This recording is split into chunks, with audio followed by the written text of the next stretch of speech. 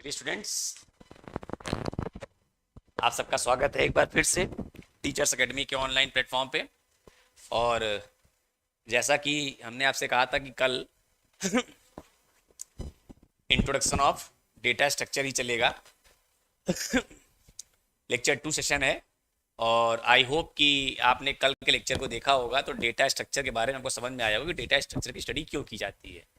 ठीक है, data structure हम लोग क्यों पढ़ते हैं, क्यों स्टडी करते हैं, उसका क्या यूज़ है वो हम लोग ने जाना। हम लोग इस पे कुछ क्वेश्चंस भी लेके आएंगे, कुछ क्वेश्चंस भी देखेंगे यहाँ पे कि किस टाइप के क्वेश्चंस हो सकते हैं। लेकिन क्वेश्चन की शुरुआत करने से पहले हम लोग ये जानेंगे कि एक बार नॉन लीनियर डेटा स्ट्रक्चर क्या है, क्योंकि कल के लेक्चर में हम लोगों ने क्या किया था, लीनियर डेटा स्ट्रक्चर के बारे में बात कर ली थी, एरे के बारे में बात कर ली थी, स्टैक के बारे में बात कर ली थी, क्यू के बारे में बात कर ली थी। तो अगर आप लीनियर के बारे में बात कर चुके हैं तो हम लोग नॉन लीनियर पे भी बात करेंगे, ट्री ग्राफ पे।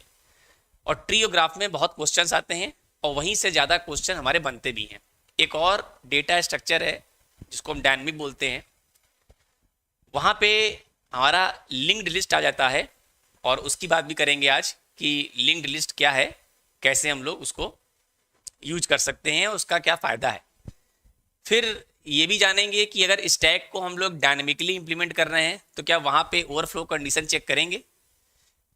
क्वेश्चन पूछ सकता है कि if you are implementing stack data structure dynamically then overflow condition will check, underflow condition will check, both और नन ऑफ देम। तो आप सोचिएगा कि अगर हम लोग स्टैक डेटा स्ट्रक्चर को डायनेमिकली इंप्लीमेंट कर रहे हैं तो वहां पे ओवरफ्लो कंडीशन चेक होगी कि नहीं होगी, होगी तो क्यों होगी, अंडरफ्लो कंडीशन चेक होगी कि नहीं होगी। ये सब चीजें क्वेश्चन के रूप में आपसे पूछ सकता है, तो हम लोग चर्चा करेंगे। लेकिन चर्चा करने से पहले शुरुआत करने जा रहे हैं हम अपने नॉन लीनियर डेटा स्ट्रक्चर की। मैंने आपसे कल भी यही कहा था, अगर क्यू को भी हम लोग डायनेमिकली इंप्लीमेंट कर रहे हैं, क्यू को भी डायनेमिकली इंप्लीमेंट कर रहे हैं तो क्या वहां भी हम लोग चेक करेंगे ओवरफ्लो कंडीशन, अंडरफ्लो कंडीशन, या क्यू का लिमिटेशन क्या है, क्यू कब जाके फेल होता है। तो उस प्रॉब्लम को सॉल्व करते हैं सर्कुलर क्यू में, क्यू फेल कब हो जाता है ये भी आपको हम बताएंगे। इस तरह के क्वेश्चंस आपके एग्जाम में आएंगे कि अगर स्टैटिक है तो ठीक है, स्टैटिक में तो आप चेक कर सकते हैं बिकॉज साइज क्या है, फिक्स्ड है। बट डायनेमिक में साइज फिक्स नहीं है। हम रन टाइम पे डायनेमिक मेमोरी एलोकेशन, इसमें 4 फंक्शन आते हैं, कैलॉग, मैलॉग, रियलॉग और फ्री फंक्शन को यूज करके मेमोरी डायनेमिकली क्रिएट कर सकते हैं। तो कैसे ओवरफ्लो कंडीशन वहां पे चेक होगी, क्या होगी या नहीं होगी, ऐसे तमाम प्रश्नों के उत्तर हम आपके लिए लेके आएंगे एक क्वेश्चन सेशन में, जहां पे हम प्रॉब्लम प्रैक्टिस सेशन लाएंगे अपना पीपीक्यू। ठीक है, प्रॉब्लम प्रैक्टिस क्वेश्चंस होंगे हमारे, उसको देखेंगे, समझेंगे, जानेंगे और वहां पे इन प्रश्नों का उत्तर आपको मिलेगा कि अगर हम लोग स्टैटिक में है तो फिक्स है, साइज फिक्स्ड है, हम चेक कर सकते हैं ओवरफ्लो अंडरफ्लो। बट अगर डेटा स्ट्रक्चर को डायनेमिकली इंप्लीमेंट किया जा रहा है तो क्या वहां पे हमको चेक करना नेसेसरी है या नहीं है, या करना भी चाहिए कि नहीं करना चाहिए। ठीक, तो तमाम ऐसे प्रश्नों के उत्तर आएंगे, वहां पे समझेंगे, फिर कॉम्प्लेक्सिटी को समझेंगे कि कॉम्प्लेक्सिटी हमारी क्या होती है, कैसे हम लोग कैलकुलेट करते हैं, इंसर्ट ऑपरेशन की क्या होती है, डिलीट की क्या होती है, अपडेट की क्या होती है। तमाम ऐसे प्रश्नों के आंसर हम लोग पीपी क्यू में लेके आएंगे, प्रॉब्लम प्रैक्टिस क्वेश्चंस जो हमारे पास होंगे उसमें लेके आएंगे और करेंगे। चलते हैं, ऐसे तमाम प्रश्नों के उत्तर आपको मिलेंगे। आप भी सोचिएगा, अगर आप कंप्यूटर साइंस के विद्यार्थी हैं, अगर आप कंप्यूटर साइंस के विद्यार्थी हैं और आपने मन लगा के बीटेक या बीई या कोई ऐसी degree MSc computer science BSc की है, तो सोचिएगा रात में बैठ के कि हाँ, अगर डायनेमिकली इंप्लीमेंट कर रहे हैं तो डायनेमिक में हम लोग क्या रन टाइम पे मेमोरी क्रिएट कर सकते हैं, साइज तो फिक्स है नहीं, तो ओवरफ्लो कंडीशन क्यों चेक होगी। क्यू का लिमिटेशन क्या कहता है, क्यू का लिमिटेशन कहता है कि अगर पहले के 3 ब्लॉक खाली हैं, अगर पहले के 3 ब्लॉक खाली हैं तो फिर अगर आप लास्ट तक वैल्यू फिल कर चुके हैं, क्यू में लास्ट पोजीशन तक वैल्यू फिल कर चुके हैं, लेकिन आगे के 3 ब्लॉक खाली हैं और आप चाहिए कि कोई वैल्यू इंसर्ट कर लें तो नहीं कर पाएंगे। That is the big problem with linear Q. ऐसे तमाम प्रश्नों के उत्तर आपको मिलेंगे जो आपके कंपटीशन में पूछे जा सकते हैं और उनके आंसर्स आपको पीपीक्यू में हम रेडी करा देंगे, प्रॉब्लम प्रैक्टिस क्वेश्चंस में आपको हम रेडी कराएंगे और देखेंगे। चलते हैं आज के सेशन में। आज के सेशन में बात करेंगे लीनियर, कल का किया था, आज बात करेंगे नॉन लीनियर की। उससे पहले एक सूचना आपके पास,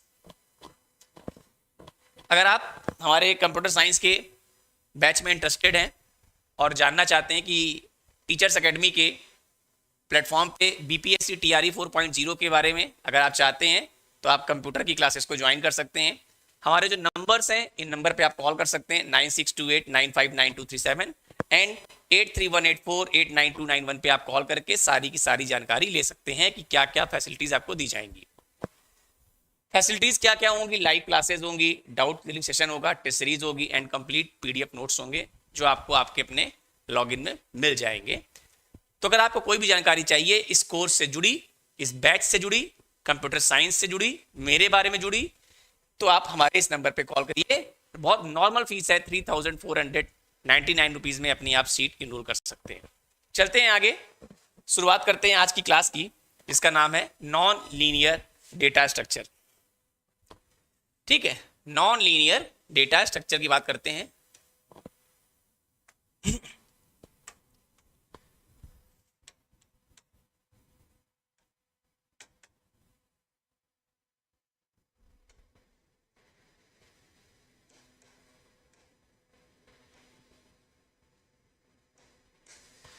नॉन लीनियर डेटा स्ट्रक्चर क्या है? हम लोग इसको नॉन लीनियर क्यों बोल रहे हैं?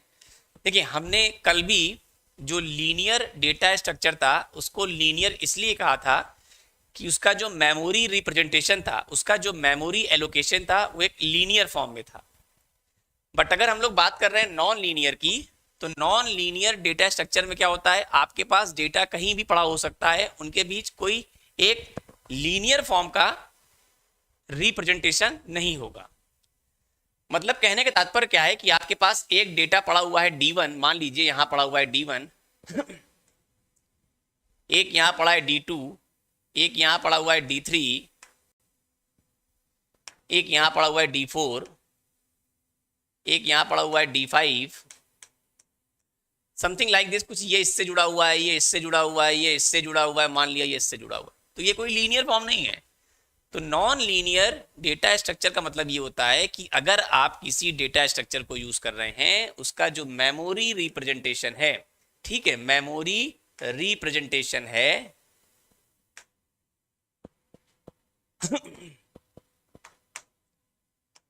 ठीक, मेमोरी रिप्रेजेंटेशन है, वो लीनियर नहीं होगा, लीनियर नहीं होगा।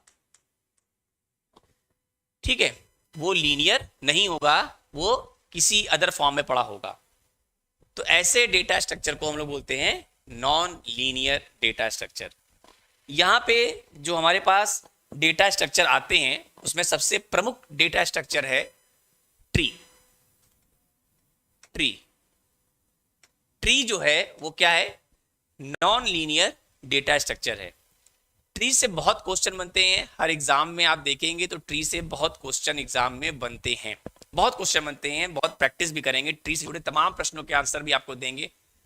करीब जो क्वेश्चंस आ चुके हैं उसके बारे में चर्चा करेंगे, बहुत सारे प्रैक्टिस करेंगे हम लोग ट्री के बारे में कि ट्री से कैसे क्वेश्चन बनते हैं। तो पहले ट्री है क्या?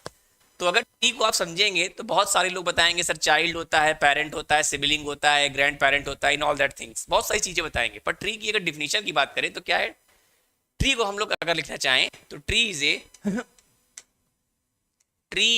A non primitive, non linear data structure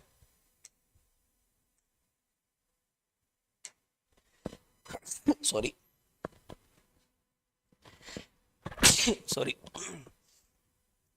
tree is a non-primitive, non-linear data structure in which a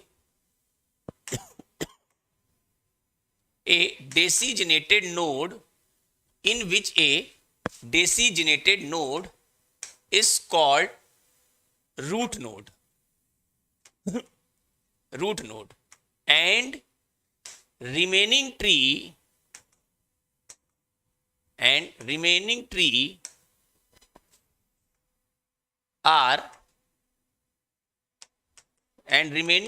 are partitioned into disjoint into disjoint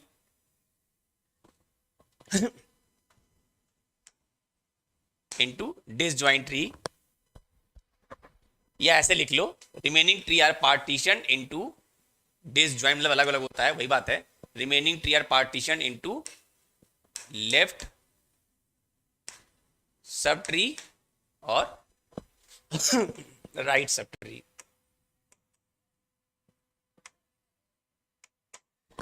जब आप किसी भी इंटरव्यू में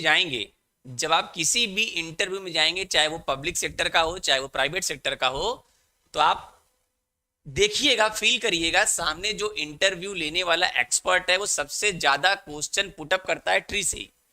और ये एक वास्तव में कंपटीशन का एक बहुत बड़ा टॉपिक है ट्री।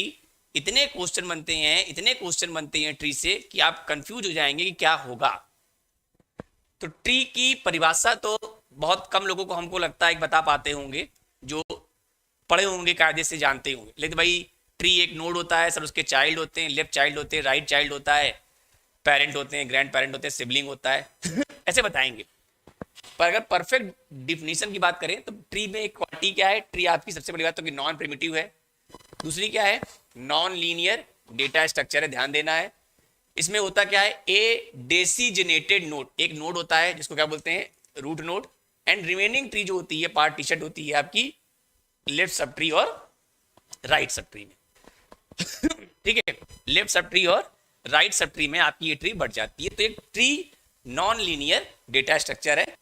अगर इसका रिप्रेजेंटेशन देखें तो रिप्रेजेंटेशन में हम लोग बात करेंगे अगर ट्री को, तो ट्री को हम लोग कई तरीके से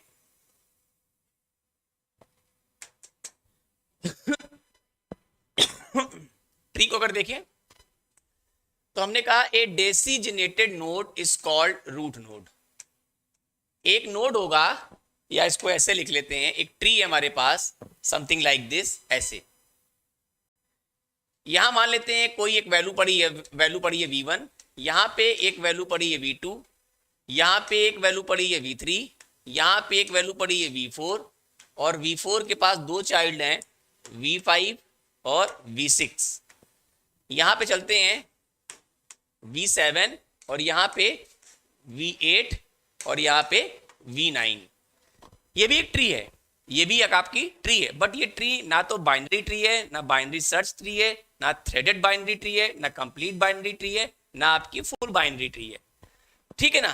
तो पहले तो आपको ये सब चीजें क्लियर करनी पड़ेंगी। मैंने आपको सिर्फ क्या बताया है, ट्री का जो स्ट्रक्चर हमने बताया है, स्ट्रक्चर। ठीक है, ट्री का हमने क्या बताया, स्ट्रक्चर। लेकिन अगर ट्री के स्ट्रक्चर को छोड़ दें, अगर टाइप्स ऑफ ट्री में चलते हैं तो बहुत सारी हमको अलग अलग ट्री मिलेगी। इसीलिए ट्री से बनने वाले क्वेश्चंस की वैरायटी सबसे ज्यादा होती है। तो हम अगर ट्री को और आगे ले चले, थोड़ा सा ट्री को अगर हम और आगे ले चले तो ट्री क्या क्या हो सकती है। देखिए, ट्री आपकी हो सकती है, बाइनरी ट्री हो सकती है, ठीक, बाइनरी ट्री हो सकती है। दूसरा बात करें तो फुल बाइनरी ट्री हो सकती है। अब इनके लिए कंडीशन क्या है ये पता करनी पड़ेगी, binary tree, full binary tree. तीसरी बात करें तो complete binary tree, complete binary tree. चौथी बात करें तो थ्रेडेड बाइनरी ट्री। फिर 5 बात करें, ठीक है, बाइनरी सर्च ट्री। बहुत सारे आएंगे।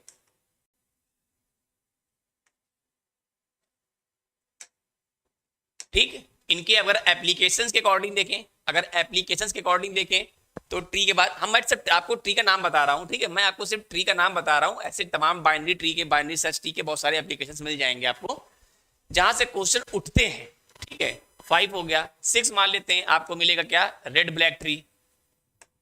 ये क्या है, रेड ब्लैक ट्री। 7 नंबर पे चलें तो आपका एवीएल ट्री। ठीक, ऐसे तमाम क्वेश्चंस। अब सोचिए कितनी वैरायटी है ट्री की, मतलब कितने कंडीशंस अप्लाई किए जा सकते हैं ट्री के ऊपर। और जहां जहां कंडीशन इंपोज करते जाएंगे, अप्लाई करते जाएंगे, वहां पे आपको ट्री बदलती जाएगी। Binary tree, full binary tree, complete binary tree, thread binary tree, binary search tree, red black tree, AVL tree and तमाम ट्री आपको मिलेगी। अगर आगे चले तो अभी और भी ट्री हमारे पास होती है जिसको हम लोग क्या बोलते हैं, B tree. B tree, B tree की बात करें तो B plus tree, B plus tree, कमी नहीं है ट्री की। अगर हम खोलते जाएंगे ट्री को ट्री को ट्री को तो आप समझ लीजिए ट्री इतनी बनेगी। आप सोचिए एक क्वेश्चन, अगर एक क्वेश्चन यहाँ से, एक क्वेश्चन यहाँ से, एक क्वेश्चन यहाँ से, एक क्वेश्चन यहाँ से, एक क्वेश्चन यहाँ से, एक क्वेश्चन इसमें, एक क्वेश्चन इसमें, एक क्वेश्चन इसमें, तो 9 क्वेश्चंस तो ऐसे ही बन गए। 9 नहीं मानते, 5 क्वेश्चन ट्री के आपके एग्जाम में आ सकते हैं बड़े आराम से। तो इतना इंपॉर्टेंट टॉपिक है ट्री जिसको हम छोड़ नहीं सकते। तो इस पे तमाम क्वेश्चन बनेंगे, क्वेश्चंस को हम लोग देखेंगे भी करके कि क्या क्या क्वेश्चंस हमारे ट्री से बन सकते हैं। हर ट्री की कंडीशन जानेंगे कि जब क्वेश्चन आएगा तो ट्री को देखेंगे कि कौन सी ट्री है, उस ट्री के अकॉर्डिंग वहां पे हम अप्लाई करेंगे। ठीक है। अगर ट्री को हम लोग थोड़ा समझे तो मान लिया ये क्या है, V1 है हमारा, जिसको हम लोग क्या बोलते हैं, रूट नोड। ये हमारा क्या है, रूट नोड है।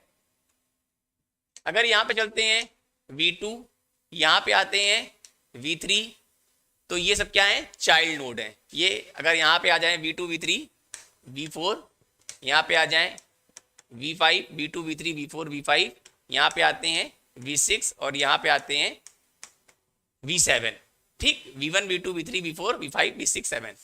तो ये तुम्हारा क्या है, अगर ये बात करें तो ये राइट चाइल्ड है। ये क्या है, राइट चाइल्ड, राइट चाइल्ड। ये क्या है, राइट चाइल्ड। किसका राइट चाइल्ड है, V1 का। ये क्या है, राइट चाइल्ड ऑफ V1। ठीक, ये क्या है, अगर इसको समझे तो ये left child, left child of V2। Left child of V2, sorry V1। ये V1 लिखा हुआ है यहाँ पे, V1 है। ठीक है, लेफ्ट चाइल्ड ऑफ V1। ये क्या है, ये क्या है, राइट चाइल्ड है। किसका, V2 का। Right child of V2। ये क्या है, left child, left child of V2। और अगर V4 और V5 का संबंध बात करें, V4 और V5 के बीच क्या रिलेशनशिप है, तो V4 and V5 are sibling, भाई हैं। सिबलिंग, सिबलिंग वो होते हैं जिनके पेरेंट्स एक हों, मतलब आपका सगा भाई, आपकी सगी बहन, जिसके पेरेंट्स एक होते हैं। एक पेरेंट, अगर पेरेंट्स हैं तो उनके 2 बेटे हो गए, दोनों सिबलिंग कहलाएंगे। लेकिन अगर हम बात करें V5 V2 सिबलिंग है नहीं, क्योंकि V5 के पेरेंट V2 हैं और V6 के पेरेंट V3, तो ये सिबलिंग नहीं है। V4 V5 के अंकल कौन है, V4 V5 के अंकल, इनके पेरेंट्स, ये इनका सिबलिंग ये है V3। तो मतलब V4 V5 का जो सिबलिंग है, आपस में सिबलिंग है, लेकिन V4 V5 के अंकल क्या है, V3। तो अगर बात करें V4 और V5 के अंकल कौन है, V3। सिमिलरली V6 और V7 हमारे सिबलिंग है। V6 और V7 के हमारे अंकल V2 हो जाएंगे। V6 V7 V5 V4 कोई भी नोड होगा, इसके ग्रैंड पेरेंट कौन होंगे, V1। ग्रैंड पेरेंट बाबा जी, ये होंगे आपके V1। तो ये कुछ हम लोग इस्तेमाल करते हैं टर्मिनोलॉजी। ये हम लोग क्या करते हैं, कुछ इस्तेमाल करते हैं टर्मिनोलॉजी, हम लोग लॉजी, कुछ हम लोग इस्तेमाल करते हैं टर्मिनोलॉजी, और उन टर्मिनोलॉजी के बिहाफ पे ट्री में हम लोग ऑपरेशन परफॉर्म करते हैं कि एक नोड, ये एक नोड है, ये एक नोड है, ये एक नोड है, ये एक नोड है, ये एक नोड है, ये नोड है, ये नोड है। अब हर नोड की डिग्री भी होती है। अगर हम बात करें तो हर नोड की अपनी क्या होती है, डिग्री। अब डिग्री का मतलब क्या होता है, डिग्री का मतलब ये होता है कि उस नोड से कितने चाइल्ड जुड़े हैं। जैसे इसकी डिग्री बात करें, अगर डिग्री ऑफ V1 की बात करें, डिग्री ऑफ V1 कितनी है, V2 और V3 मतलब 2। अगर यहां बात करें V2 की डिग्री कितनी है, V4 V5, V3 की डिग्री कितनी है, V6 और V7। अगर बात करें V4 V5 V6 या V7 की डिग्री, तो डिग्री 0 है। डिग्री क्या है, 0। तो जिस ऐसे नोड, क्योंकि इनसे कोई चाइल्ड नहीं है, तो ऐसे नोड जिनकी डिग्री 0 होती है, ऐसे नोड को बोलते हैं एक्सटर्नल नोड। ठीक, मतलब node having degree is equal to 0 is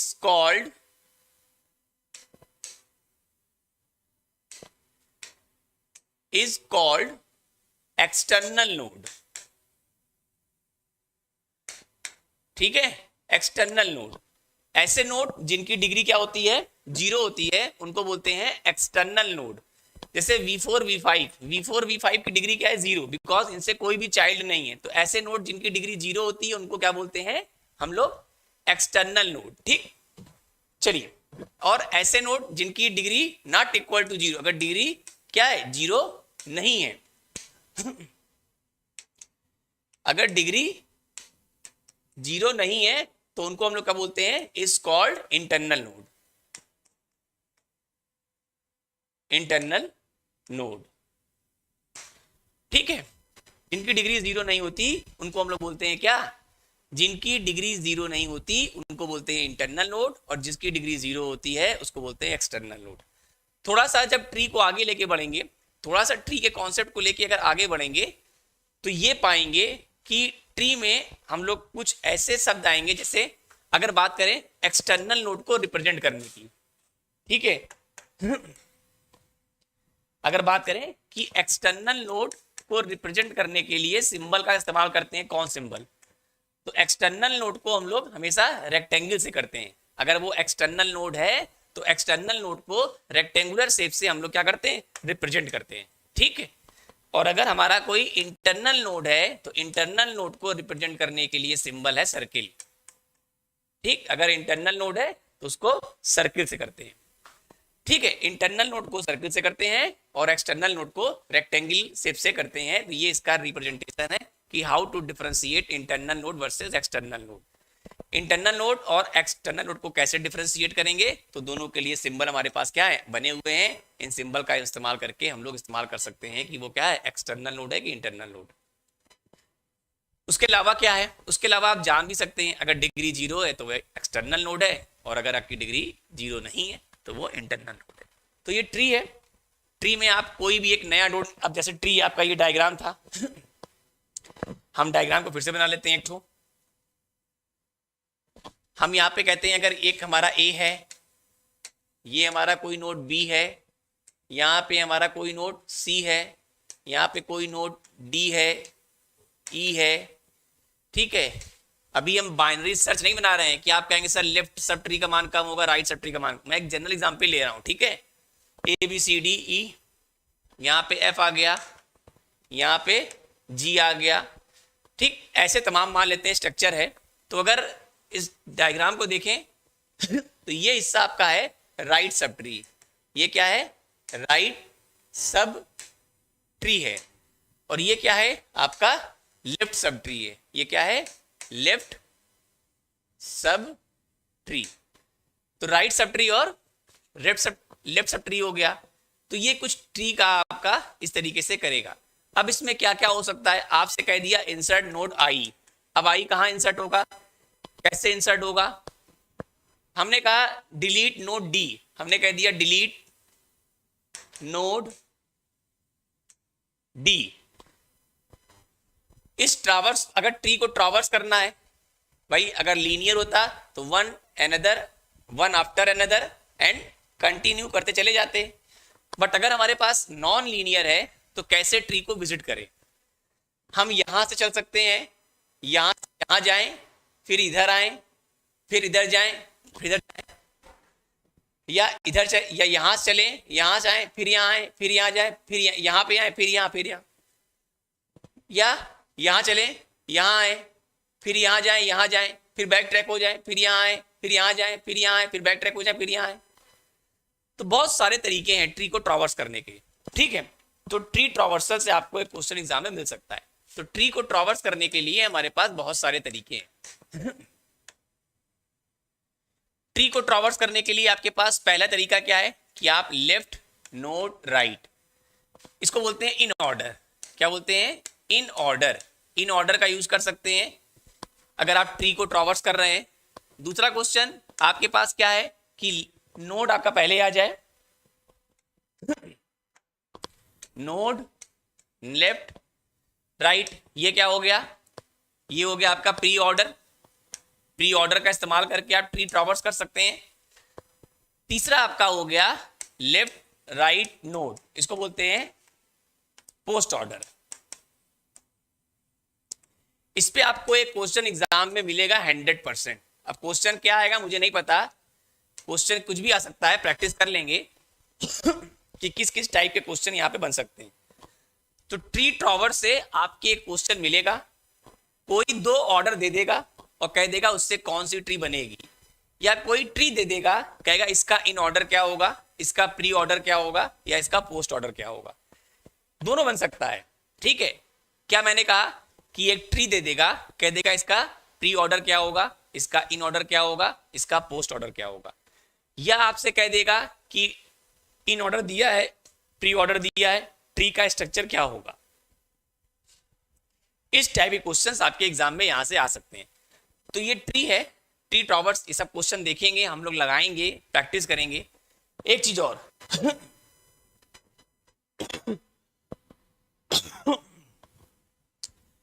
tree की हाइट से भी क्वेश्चन आते हैं।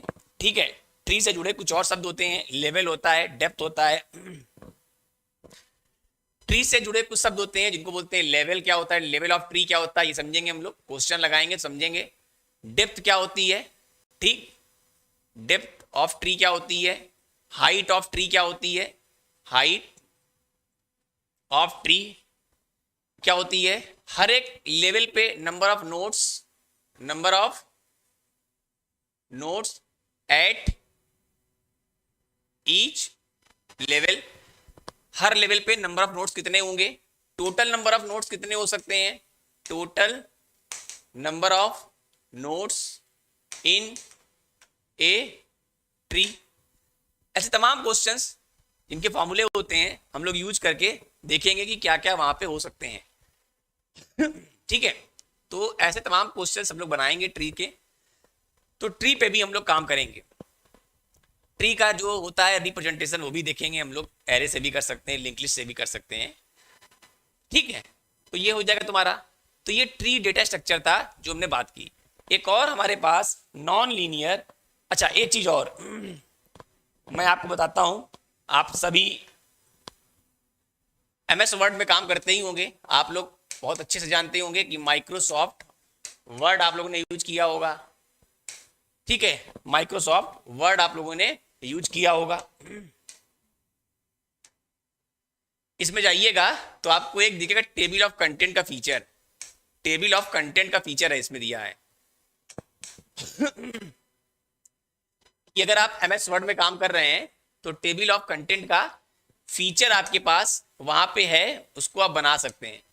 ये जो है ये बेस्ट एग्जाम्पल है, किसका एग्जाम्पल है, best example of B tree. आप लोग पढ़े होंगे बी ट्री, जानते होंगे बी ट्री का बहुत बढ़िया एग्जाम्पल है टेबल ऑफ कंटेंट बनाने का, जो फीचर आपके एमएस वर्ड में है। अब सोचिए जब एमएस वर्ड बनाया हो गया होगा तो बिल गेट्स आपकी कंपनी है माइक्रोसॉफ्ट, वहां पे कोई ऐसा डेवलपर होगा जिसने क्या किया होगा कि बी ट्री को पढ़ा होगा, उसने बी ट्री को यूज करके क्या बना दिया, टेबल ऑफ कंटेंट का फीचर दे दिया। कितनी बड़ी बात है। तो ये एक एप्लीकेशन है, ये क्या है, एक एप्लीकेशन है किसका, टेबल ऑफ कंटेंट जो है बी ट्री का एक एप्लीकेशन है, याद रखिएगा। ठीक, क्यू क्या है, आपका जो क्यू यूज होता है प्रिंटर में यूज होता है। ठीक है, आपका जो क्यू होता है लीनियर क्यू वो प्रिंटर में यूज करते हैं, डिस्कास्ट्रा में यूज करते हैं हम लोग, तमाम ऐसे एप्लीकेशन है जहां पे यूज करते हैं क्यू को। तो ये जानकारी के तौर पर बताया मैंने। ऐसे तमाम क्वेश्चंस आएंगे कि हमारे पास क्या क्या फीचर्स हो सकते हैं। चलिए ट्री के बारे में बात हो गई, जब इस पे विधिवत चर्चा करेंगे, प्रॉब्लम बेस्ड ऑन ट्री करेंगे तो और भी चीजों को देखेंगे, समझेंगे, जानेंगे। एक और डेटा स्ट्रक्चर हमारा बाकी रह गया है नॉन लीनियर में, ग्राफ। ग्राफ, ठीक है, एक और डेटा स्ट्रक्चर हमारा रह गया है ग्राफ। ग्राफ से भी क्वेश्चन एग्जाम में आते हैं। ठीक है, ग्राफ से भी क्वेश्चन हमारे एग्जाम में आते हैं। ग्राफ को अगर समझना चाहें, जैसे मान लीजिए एक हमारा एक वर्ड, इसमें ग्राफ में होते क्या है, दो चीजें होती हैं ग्राफ में, दो चीजें होती हैं ग्राफ में, दो चीजें होती हैं। एक क्या होता है हमारा वर्टेक्स, और ठीक दूसरा जो एजेस। ठीक है, कनेक्टिंग लाइंस को हम लोग क्या बोलते हैं, एजेस। कनेक्टिंग लाइंस को हम लोग क्या बोलते हैं एजेस।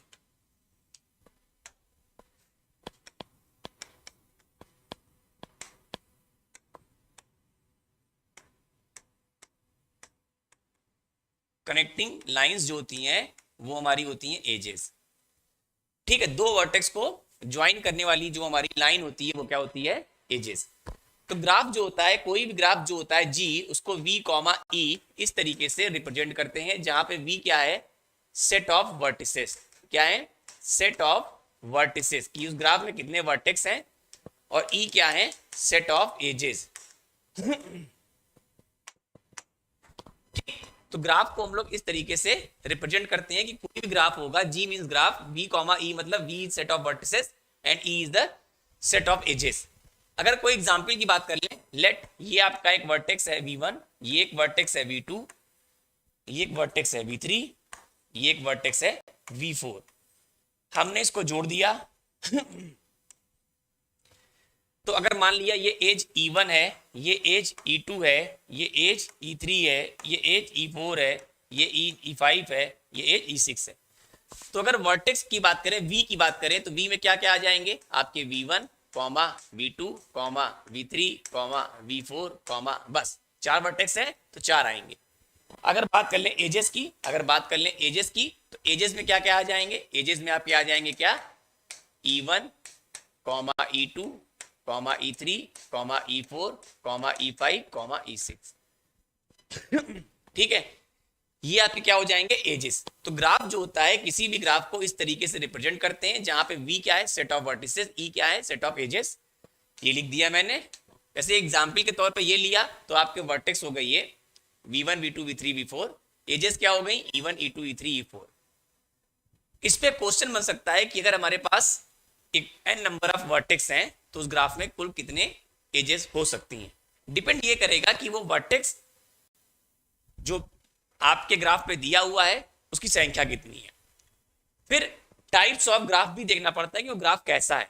जैसे ये क्या है, ये जो ग्राफ है ये कंप्लीट भी है और फुली कनेक्टेड ग्राफ भी है।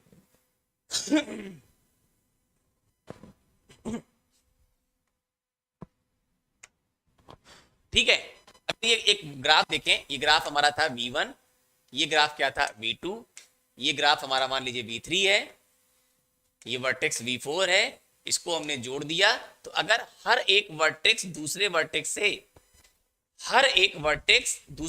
से अगर डायरेक्टली कनेक्टेड है तो ऐसे को बोलते हैं कनेक्टेड, मतलब कंप्लीट ग्राफ या फुली कनेक्टेड ग्राफ। अगर हमारे पास कुल एक ऐसा दिया है वर्टेक्स, इसमें जो वर्टेक्स की संख्या है वो कितनी है, 4 है। कितनी है, 4। तो अगर ये वर्टेक्स हमारे पास 4 है, यहां पे एजेस कितनी हो गई, 6। ठीक है, तो अगर आपके पास कोई ऐसा ग्राफ दिया हुआ है, अच्छा ये तो आपका हो गया fully connected graph, complete graph. मान लिया एक वर्टेक्स यहां पड़ा होता V5, अब मैं पूछूं कि ये कैसा ग्राफ है, तो ये क्या है, अब इस केस में ना तो ये कंप्लीट ग्राफ रह गया, ना ये आपका फुली कनेक्टेड ग्राफ रह गया। क्यों, बिकॉज V5 जो है वो वर्टेक्स किसी से भी जुड़ा नहीं है। तो ऐसे वर्टेक्स जो किसी वर्टेक्स से जुड़े ना हो उनको बोलते हैं आइसोलेटेड वर्टेक्स। क्या बोलते हैं, आइसोलेटेड वर्टेक्स।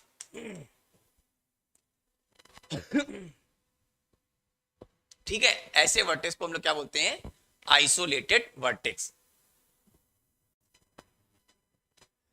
ठीक, तो ना तो अब ये क्या रह गया, फुली कनेक्टेड, और ना ही ये क्या रह गया, कंप्लीट ग्राफ। तो ध्यान दीजिएगा, आप सारे वर्टेक्स चेक कर लीजिएगा कि अगर हर एक वर्टेक्स दूसरे वर्टेक्स से डायरेक्टली कनेक्टेड है तो उसको हम लोग बोलते हैं कंप्लीट ग्राफ या फुली कनेक्टेड ग्राफ, याद रखिएगा। ठीक है, लेकिन ये अब आपका ना तो फुली कनेक्टेड है, ना कनेक्टेड है, और ना ही कंप्लीट ग्राफ। क्यों, क्योंकि यहां पे एक वर्टेक्स ने आके सारा खेल बिगाड़ दिया। ये क्या था, आइसोलेटेड। अब यहां पे 4 + 1 5 हो गया, तो ये आपका कंप्लीट ग्राफ नहीं रह गया। ठीक है, तो ग्राफ्स भी आपको एग्जाम में आएंगे तो देखना पड़ेगा, सोचना पड़ेगा कि ग्राफ कैसा दिया है, कंप्लीट ग्राफ दिया है या आपका फुली कनेक्टेड दिया है या इनकम्प्लीट ग्राफ है या आइसोलेटेड वर्टेक्स भी पड़ा हुआ है। तो उससे आपको कुछ क्वेश्चंस वहां पे मिलेंगे कि ग्राफ से संबंधित क्या क्या प्रश्न हो सकते हैं।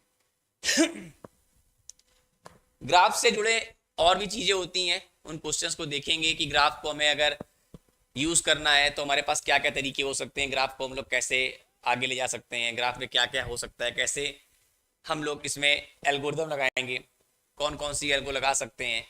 आप लोगों ने नाम सुना भी होगा, तमाम एल्गोरिदम सुना होगा।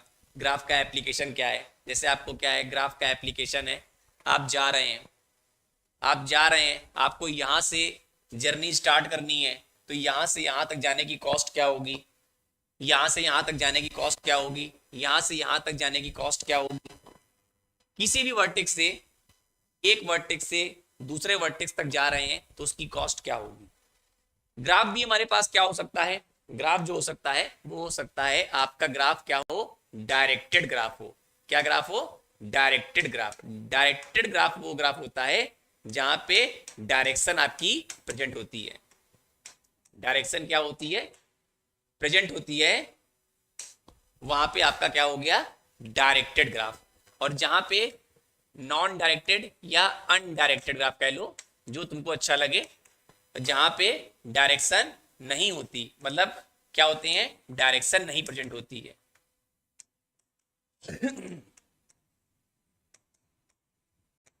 डायरेक्शन प्रेजेंट नहीं होती, तो ऐसे ग्राफ को हम लोग क्या बोलते हैं, अनडायरेक्टेड ग्राफ। अब आप ग्राफ को यूज करके तमाम, आपने कहा सर हमको एक V1 से चले, ये हमारा हो गया V2, अब ये क्या हो गई, डायरेक्टेड। क्यों, क्योंकि यहाँ पे एरो लगा है। V2 से कहाँ चले गए, V3 पे। हमने कहा यहाँ से V4, यहाँ से V5, यहाँ से आप चले गए ऐसे, यहाँ चले गए ऐसे, यहाँ आ गए ऐसे, ठीक, यहाँ से चले गए ऐसे। सबसे एक से दूसरे स्थान तक जाने के लिए यहाँ पे कॉस्ट 1, यहाँ पे 2, यहाँ पे 3, यहाँ 4, यहाँ 5, यहाँ 6, यहाँ 7, यहाँ 8 एक और मान लेते हैं यहाँ पे 9। ये कॉस्ट दी है, जो 1 2 3 4 5 6 7 8 दी हुई है, ये कॉस्ट दी है। तो ग्राफ आप हो सकता हो V1 से V2 के बीच बात कर रहे हो, जाने के लिए मिनिमम डिस्टेंस क्या होगी। V1 से आपको जाना है V4 पे, उसकी मिनिमम डिस्टेंस क्या होगी। V1 से V3 पे जाना है तो क्या होगी, मतलब V1 से V2 पे जाने की कॉस्ट, V1 से V3 पे जाने की कॉस्ट, V1 से V4 पे, V1 से V5 पे, इन पे जाने की कॉस्ट क्या होगी, इन पे जाने की कॉस्ट क्या होगी। इस केस में आप देख पा रहे सोर्स केवल क्या है, V1, मैं किसी और की बात नहीं कर रहा। तो अगर आप बात करेंगे कि हमारे पास चलने की, तो हमारे पास क्या है, सिंगल सोर्स। अगर सिंगल सोर्स शॉर्टेस्ट पाथ आप निकाल रहे हैं, single source shortest path algorithm निकाल रहे हैं, उसके लिए आपके पास क्या है, डिजकास्त्रा एल्गोरिदम। डिजकास्त्रा एल्गोरिदम होती है जिसको हम लोग यूज कर लेते हैं। लेकिन अगर ऑल पेयर शॉर्टेस्ट पाथ निकाल रहे हैं, ऑल पेयर का मतलब हो सकता है कि कोई भी पेयर ले लो, ऑल पेयर शॉर्टेस्ट पाथ है, शॉर्टेस्ट पाथ निकाल रहे हो, तो आपके पास फ्लूइड वार्सल है, आप यूज कर सकते हो। फ्लूइड वार्सल एल्गोरिदम होती है जिसका इस्तेमाल करके आप क्या कर सकते हो, कैलकुलेट कर सकते हो। जो मैंने अभी आपको बताया यहाँ पे, ये क्या है, सिंगल सोर्स है, ये मैंने सिंगल सोर्स लिखा। क्यों, क्योंकि इसमें सोर्स केवल और केवल क्या है, V1। लेकिन मैं ये कह दूं कि अगर मैं आपसे ये कह दूं, अगर मैं आपसे ऐसे कह दूं कि यहाँ पे आप कैलकुलेट करने जा रहे हैं, चाहे V1 से V2 निकाल लो, चाहे V2 से V3 निकाल लो, चाहे V1 से आप V5 निकाल लो, या आप निकाल लो क्या, V2 से V5, आप निकाल लो V3 से V2, कोई भी निकाल लो। तो ये होता है आपका ऑल पेयर शॉर्टेस्ट पाथ। तो ऑल पेयर शॉर्टेस्ट पाथ के लिए हम लोग यूज करते हैं फ्लूइड वार्सल, ठीक। ऑल पेयर शॉर्टेस्ट पाथ के लिए की जो एल्गोरिदम है वो क्या है, फ्लूइड वार्सल है। और सिंगल सोर्स के लिए डिजकास्त्रा एल्गोरिदम। डिजकास्त्रा एल्गोरिदम भी तभी अप्लाई कर पाएंगे, डिजकास्त्रा हम लोग तभी अप्लाई कर पाएंगे जब सारे वेट पॉजिटिव हो। वेट क्या हो, सारे वेट आपके पॉजिटिव होंगे, तभी आप अप्लाई कर पाएंगे क्या, डिजकास्त्रा। पर अगर आप कह रहे हैं कि कोई एज वेट निगेटिव दिया है, अगर कोई वेट निगेटिव दिया हुआ है तो आप डिजकास्ट्रा अप्लाई नहीं कर पाएंगे। आपके पास अप्लाई करने के लिए जो एल्गोरिदम आएगी वो आएगी बेलमैन फोर्ड। तो एग्जाम में ध्यान दीजिएगा कि आप से पूछ क्या रहा है। अगर एजेस आर निगेटिव हैं, एजेस सारे एजेस पॉजिटिव हैं, सारे अगर पॉजिटिव हैं तो डिजकास्ट्रा अप्लाई हो सकती है, लेकिन सिंगल सोर्स शॉर्टेस्ट पाथ के लिए। लेकिन अगर कोई एज निगेटिव दे दिया है तो उस केस में आप बेलमैन फोर्ड अप्लाई करेंगे, डिजकास्ट्रा फेल हो जाएगी। क्यों? क्योंकि वहां पे साइकिल पे इतना घूमता रहता है, कॉस्ट निगेटिव हो जाती है। तो ये मैंने आपको ग्राफ के बारे में बताया। ग्राफ के एप्लीकेशंस भी बहुत सारे हैं, जहां पे आपने सुन रखा होगा ट्रेवलिंग सेल्समैन पर्सन प्रॉब्लम। ठीक है, ट्रेवलिंग सेल्समैन पर्सन प्रॉब्लम हो गई, आपकी जॉब शेड्यूलिंग हो गई, तमाम आपने देखेंगे तो आपको एप्लीकेशंस मिलते रहेंगे, उसको हम लोग कर सकते हैं, सब करेंगे कि करके क्वेश्चंस देखेंगे कि कहाँ कहाँ से क्वेश्चन बनते हैं। हम लोग को न्यूमेरिकल नहीं सॉल्व करने हैं, हम लोग को कॉम्पिटिटिव क्वेश्चंस में देखते हैं जो आपके समय सीमा के अंतर्गत सॉल्व हो जाते हैं। जो कॉम्पिटिटिव क्वेश्चन में आते हैं, मतलब एग्जाम्स में क्वेश्चंस आते हैं, वो क्वेश्चंस विद इन 30 सेकंड या 1 मिनट में सॉल्व हो जाते हैं। अगर आप उनको ध्यान से पढ़ें तो उसमें कोई ऐसा कीवर्ड छुपा होता है जो आपको आंसर दिखाता रहता है। अगर आप वो कीवर्ड पकड़ लिए, अगर आपने उस कीवर्ड को पकड़ लिया कि क्वेश्चन में क्या मेन कीवर्ड है, तो उससे आप आंसर का गेस लगा सकते हैं, उस आंसर को टिक कर सकते हैं कि इन 4 में कौन सा आंसर सही होगा। तो आपको छोटे छोटे टॉपिक्स पॉइंट्स पता होने चाहिए, चाहे वो कोई भी आपका डेटा स्ट्रक्चर हो, स्टैक हो, एरे हो, क्यू हो, ट्री हो, ग्राफ हो। अब देखिए, मैंने आपसे कहा था कि लिंक लिस्ट भी होता है, तो लिंक लिस्ट के बारे में बताया था हमने आपको क्या, कि लिंक्ड लिस्ट हमारा जो होता है वो डायनेमिक होता है। क्या होता है? लिंक्ड लिस्ट हमारा जो होता है वो डायनेमिक होता है। डायनेमिक मतलब क्या होता है कि रन टाइम पे हम कोई भी मेमोरी ब्लॉक क्रिएट कर सकते हैं। डायनेमिक का मतलब ये होता है कि हमारे पास साइज फिक्स नहीं होती, हमारे पास कोई भी साइज गिवन नहीं होती। ठीक, तो जब साइज गिवन नहीं है तो रन टाइम पे हम कोई भी मेमोरी ब्लॉक क्रिएट कर सकते हैं। ठीक, रन टाइम पे हम कोई भी मेमोरी ब्लॉक क्रिएट करके वहां पे अपना एक डेटा स्टोर कर सकते हैं। ठीक है, वो आपका डायनेमिक हो जाता है। कि डायनेमिक का मतलब ही होता है कि रन टाइम पे जितनी मेमोरी की हमको नीड होगी उतना हम क्या कर सकते हैं, मेमोरी ब्लॉक रन टाइम पे क्रिएट कर लेंगे। लेकिन अगर आप डायनेमिक मेमोरी एलोकेशन से जाएंगे तो आपको एक क्वेश्चन एग्जाम में मिलेगा ही मिलेगा। डायनेमिक मेमोरी एलोकेशन में आपको पॉइंटर पे क्वेश्चन मिलेगा, क्योंकि डायनेमिक मेमोरी एलोकेशन ही जो होता है वो पॉइंटर बेस्ड होता है रन टाइम पे। डायनेमिक मेमोरी एलोकेशन से आपको गारंटी दे रहा हूं, एक क्वेश्चन एग्जाम्स में मिलना तय है। 1 क्वेश्चन यहाँ पे फिक्स गारंटी। ठीक, एक क्वेश्चन आना तय है डायनेमिक मेमोरी एलोकेशन। अगर हम लोग डायनेमिक मेमोरी एलोकेशन कर रहे हैं तो हम लोग यहाँ पे 4 फंक्शन की स्टडी करेंगे। वो क्या होगा? मैलॉक फंक्शन होगा, दूसरा हमारा क्या होगा? कैलॉग फंक्शन होगा, और तीसरा क्या होगा? तीसरा हमारा रीअलॉक फंक्शन होगा, रीएलोकेट करते हैं, और चौथा हमारा फ्री फंक्शन। ठीक, इन सारे फंक्शंस के बारे में पढ़ेंगे कि मेमोरी अगर मैलॉक फंक्शन है तो मेमोरी एलोकेट होती है। ये क्या करता है? Single block of memory allocate करता है। ये क्या करता है? Single block of memory allocate करता है। लेकिन अगर आप मल्टीपल ब्लॉक्स चाहते हैं तो आप यूज करेंगे कैलॉग, मतलब कंटिगुअस मेमोरी एलोकेशन। अगर आप सिंगल मात्र एक ब्लॉक क्रिएट करना चाहते हैं तो you will use malloc function. But अगर आप मल्टीपल ब्लॉक्स क्रिएट करना चाहते हैं, एक से ज्यादा, तो you will use Kellogg function. कैसे होता है? इसका सिंटेक्स क्या होता है? ऐसे मैलॉक फंक्शन है, मैलॉक फंक्शन एक वाइड पॉइंटर रिटर्न करता है। मैलॉक फंक्शन जो होता है वो एक वाइड पॉइंटर रिटर्न करता है। इसका सिंटेक्स देखेंगे कि यहाँ टाइप कास्टिंग यूज होती है। टाइप कास्टिंग क्यों यूज हो रही है, किस तरीके से यूज हो रही है? मैलॉक फंक्शन का सिंटेक्स क्या होता है, कैसे मेमोरी ब्लॉक क्रिएट करेगा, अगर कोई दिया हुआ है सिंटेक्स तो उससे कितने बाइट की मेमोरी क्रिएट होगी वो देखेंगे। रीएलोकेट, अगर आप किसी मेमोरी को रीसाइज करना चाहते हैं, उसकी साइज को री बढ़ाना चाहते हैं, इंक्रीज करना चाहते हैं, तो आप रीएलोकेट फंक्शन का इस्तेमाल कर सकते हैं। आपने प्रोग्राम कंपाइल किया, कंपाइल करने के बाद उस मेमोरी का यूज नहीं है तो आप फ्री फंक्शन का इस्तेमाल कर सकते हैं। तो इनसे आपको एग्जाम में एक क्वेश्चन मिलना तय है कि ये फंक्शन जो आपके हैं डायनेमिक मेमोरी एलोकेशन के, ये डायनेमिक मेमोरी एलोकेशन आपको एक क्वेश्चन एग्जाम्स में 100% मिलेगा। ठीक है, ये डायनेमिक मेमोरी एलोकेशन आपके एग्जाम्स में एक क्वेश्चन लेके आएगा ही आएगा, और अगर डायनेमिक मेमोरी एलोकेशन की बात कर रहे हैं तो यहां पे हमारे पास ये चीजें हैं। ये हमने आपको एक पूरा डेटा स्ट्रक्चर के बारे में बताया कि data structure linear, non linear, क्या क्या चीजें हैं, किन किन जगह से क्वेश्चन उठेंगे, कैसे करते हैं, उनसे जुड़ी कुछ शब्दावली जिसको बोलते हैं टर्मिनोलॉजी, वो हम लोग यूज करते हैं। अगर थोड़ा सा आगे बढ़ते हैं तो हमारे पास क्या होते हैं, डेटा टाइप्स। एक नया कॉन्सेप्ट जिसका हम लोग यूज करते हैं, डेटा टाइप्स। इस हमने आपको कल के लेक्चर में बताया था कि डेटा टाइप क्या करता है, प्रोवाइड्स डिस्क्रिप्शन ऑफ वैल्यू। ठीक है, अगर आप देखेंगे तो हमने आपको बताया था कि हमारे पास डेटा टाइप क्या करते हैं, डिस्क्रिप्शन प्रोवाइड करते हैं किसी के बारे में। तो जैसे आपने आईएनटी, फ्लोट, कैरेक्टर, ये सारे आपने सुने हैं।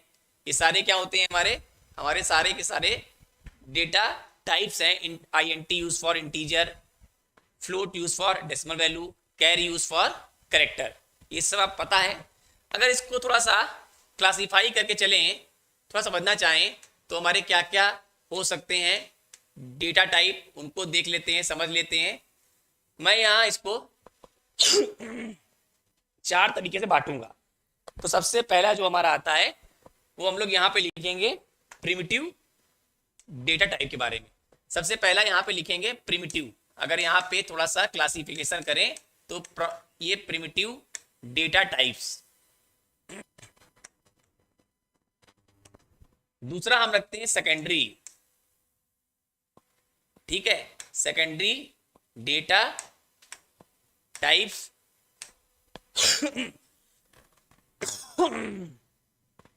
और तीसरा रखेंगे यूजर डिफाइंड। ठीक, यूजर डिफाइंड डेटा टाइप। और चौथा मैं रखूंगा abstract, abstract data type.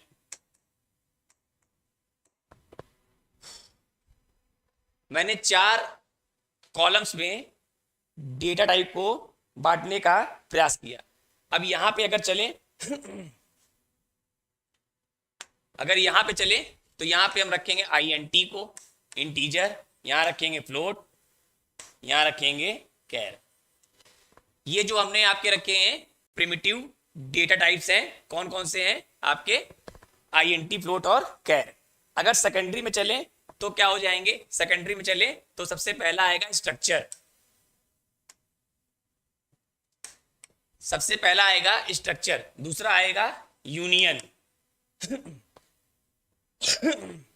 Structure हो गया, यूनियन हो गया, पॉइंटर और एरे। तीसरा हमारा आ गया पॉइंटर और एरे। ये हमारे सेकेंडरी डेटा स्ट्रक्चर हैं, ध्यान रखिएगा। ठीक है, प्रिमिटिव में आपका आईएनटी, फ्लोट और कैरेक्टर हो गया। सेकेंडरी में आपका स्ट्रक्चर, यूनियन और पॉइंटर। स्ट्रक्चर यूनियन में क्या डिफरेंस होता है, ये क्वेश्चन एग्जाम्स में आ चुका है कि which statement is true regarding structure versus union.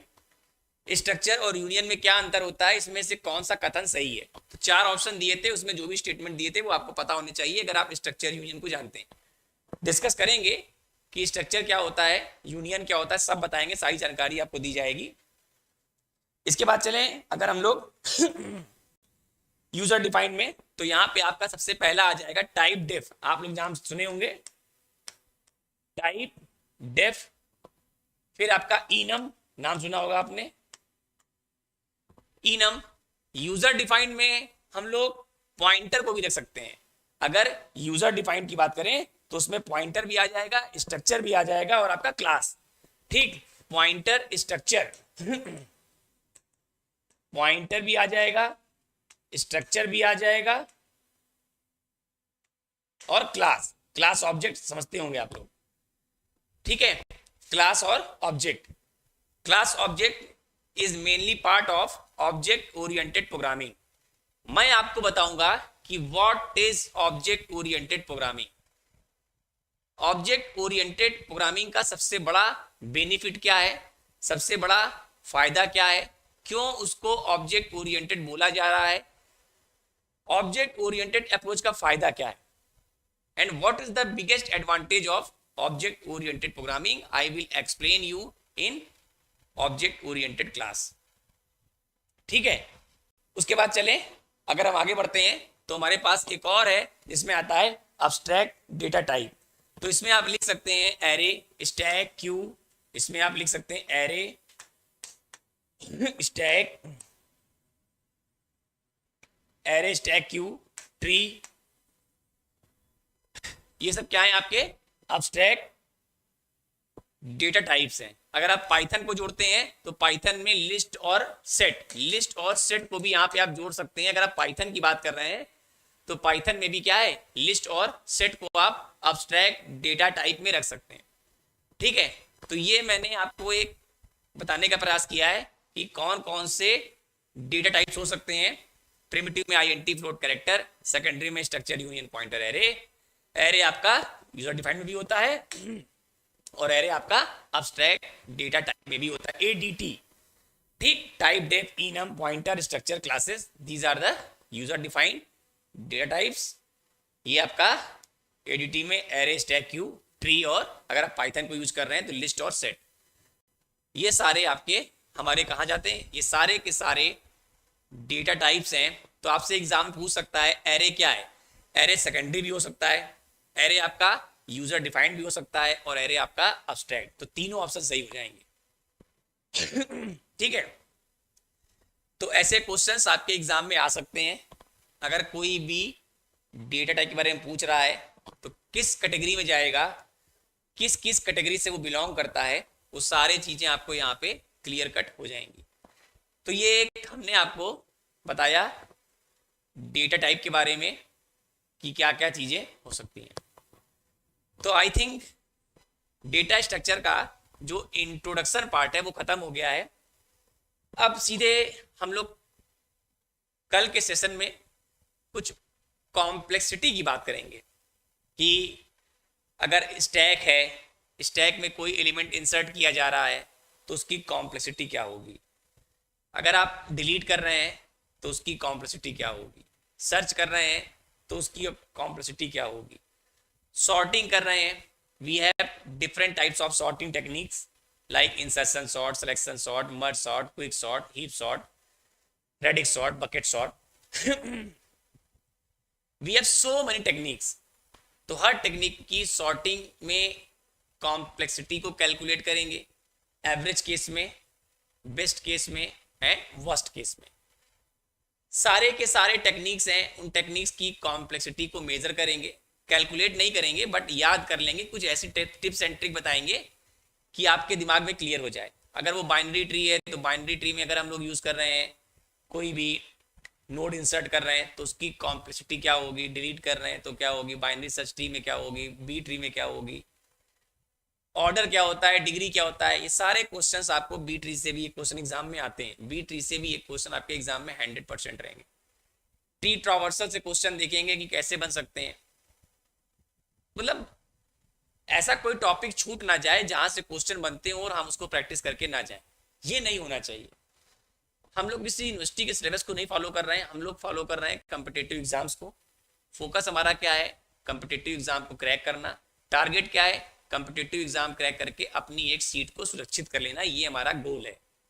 हमें अपनी एक सीट उस वैकेंसी में चाहिए, साम दाम दंड भेद एनी हाउ जुझारू लग जाइए, दिन दुगना रात चौगनी लग जाइए, एक सीट अपनी सुरक्षित करनी है। ये हमारा टर्निंग पॉइंट है, गोल है, टारगेट है, इसको अचीव करना ही है एनी हाउ कैसे भी। इसके लिए हमें चाहे जो कुछ करना पड़े मेहनत करेंगे। 6 महीना 1 साल मेहनत करके सुख प्राप्त करेंगे जिंदगी भर का। लेकिन अगर आज आप सोचिए कि सुख प्राप्त कर लें तो आप आगे जाके सीट खो सकते हैं। तो ज्यादा बेहतर यही है कि अभी तकलीफ देके एक सीट एग्जाम में सुरक्षित कर लें, और उसके लिए आपको जबरदस्त परिश्रम करना पड़ेगा। क्यों? क्योंकि कंप्यूटर साइंस में इतने सारे सब्जेक्ट्स हैं, कोई मैथमेटिक्स नहीं है, इकोनॉमिक्स नहीं है, सिविक्स नहीं है, ज्योग्राफी नहीं है। इसलिए इतने सारे सब्जेक्ट्स हैं, इतने सारे सब्जेक्ट्स हैं कि हर सब्जेक्ट्स को पढ़ना है। यूनिवर्सिटी के सेमेस्टर की तरह नहीं पढ़ना है। कॉम्पिटिटिव क्वेश्चंस कैसे बन सकते हैं उनके बारे में बनना है। तो जो इंपॉर्टेंट नोट्स होते हैं, मतलब इंपॉर्टेंट स्टेटमेंट होते हैं, पॉइंट्स होते हैं, उन पॉइंट्स का पीडीएफ तैयार करते जाएं अगर हम, और वो पीडीएफ आपको दे दें तो वो पीडीएफ में आप पढ़ के वो पॉइंट्स पढ़ के कि ऐसे ऐसे होता है, ऐसे ऐसे होता है, वो चीजें तैयार कर लें तो हम डेफिनेटली एग्जाम्स में क्वेश्चंस को क्रैक कर लें। ठीक है, तो स्टूडेंट्स आज के इस क्लास में इतना ही। आज का जो इंट्रोडक्शन का पार्ट था वो हमने कंप्लीट कर लिया, मतलब डेटा स्ट्रक्चर का हमारा क्या हो गया, जो इंट्रोडक्शन का पार्ट था वो खत्म हो गया। अब कल बात करेंगे हम लोग एसिम्प्टोटिक नोटेशंस एंड कॉम्प्लेक्सिटी। ठीक है, हम लोग कल की डेट में बात करेंगे कॉम्प्लेक्सिटी को कैलकुलेट कैसे करते हैं, किस किस ऑपरेशन की क्या क्या कॉम्प्लेक्सिटी होती है, और वो सारी कॉम्प्लेक्सिटी की चर्चा होती है एसिम्प्टोटिक नोटेशन में। एसिम्प्टोटिक नोटेशन 5 टाइप के होते हैं, 3 मुख्य होते हैं, big O, theta and omega, या बिग ओमेगा कह लें, और 2 और होते हैं जिनको हम लोग बोलते हैं लिटिल ओमेगा और स्मॉल ओ। तो ये 5 प्रकार के एसिम्प्टोटिक नोटेशन होते हैं, लेकिन स्टडी मेनली 3 की हम लोग करते हैं। आपने भी अपने बीटेक और बीई के दौरान 3 की होगी। अगर आप एमटेक या पीएचडी कर रहे होंगे तो आपने डेफिनेटली 2 और पढ़ी होगी और कैलकुलेट भी किया होगा। तो वहां से क्वेश्चंस देखेंगे कि एसिम्प्टोटिक नोटेशन से क्वेश्चन कैसे बनेंगे, और ये भी देखेंगे कि हर अलग अलग टेक्निक्स की क्या क्या कॉम्प्लेक्सिटी होती है। क्विक शॉर्ट और हीप शॉर्ट की कॉम्प्लेक्सिटी अक्सर एग्जाम में पूछ लेता है, वर्स्ट केस में या एवरेज केस में या हमारा बेस्ट केस में। ऐसे ही सर्चिंग है, लीनियर सर्च की पूछ सकता है, बाइनरी सर्च पूछ सकता है कि बाइनरी सर्च की कॉम्प्लेक्सिटी क्या होगी, लीनियर सर्च की क्या होगी। ये सब हमको याद होना चाहिए, मुंह जबानी याद होना चाहिए कि एग्जाम में आए तो आंसर सीधे 1 सेकंड में ऑप्शन देख के टिक कर दें, क्योंकि वहां पे आपको रटा हुआ है कि बाइनरी सर्च की वर्स्ट केस में कॉम्प्लेक्सिटी ये होती है, ये ऑप्शन सही है, 1 सेकंड में आंसर की आगे बढ़ गए। तो ये तो याद करने से ही होगा, क्योंकि वहां पे बैठ के कैलकुलेट नहीं करेंगे। तो ऐसे छोटे छोटे क्वेश्चंस, कल जो टॉपिक होगा वो एसिम्प्टोटिक नोटेशन एंड कॉम्प्लेक्सिटी के बारे में होगा, कि एसिम्प्टोटिक नोटेशन क्या होता है और कॉम्प्लेक्सिटी क्या होती है, इनके बारे में चर्चा करेंगे। आज के इस लेक्चर में इतना ही। जुड़ने के लिए बहुत बहुत धन्यवाद। कल शाम को फिर मेरे साथ जुड़िएगा 8 बजे इसी चैनल पे, जिसका नाम है टीचर्स एकेडमी का ऑनलाइन प्लेटफॉर्म।